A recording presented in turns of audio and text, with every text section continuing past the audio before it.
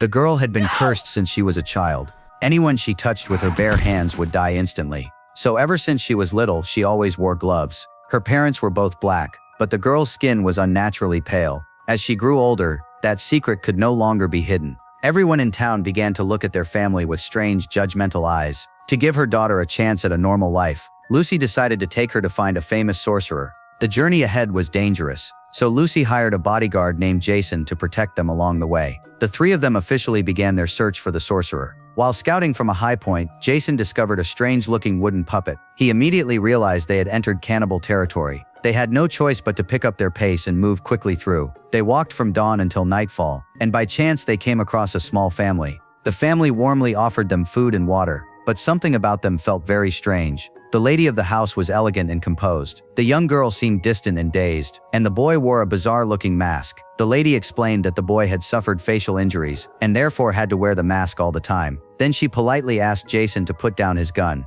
Out of caution, Jason refused. To keep things safe, the boy raised his gun in return. Jason pretended he needed to use the bathroom, using it as an excuse to scout the area. The lady didn't suspect a thing, and instead cheerfully brought more food for Lucy and her daughter. She even offered to feed Lucy herself, and led the little girl away to sit with her. Meanwhile, Jason slipped behind the tent, and there he found a baby stroller. Realizing something was terribly wrong, he rushed back inside with his gun raised. Hearing Jason's warning, Lucy instantly sensed the danger. She understood now why the young girl had seemed so dazed. There was something in the food, but her daughter was still in the woman's arms.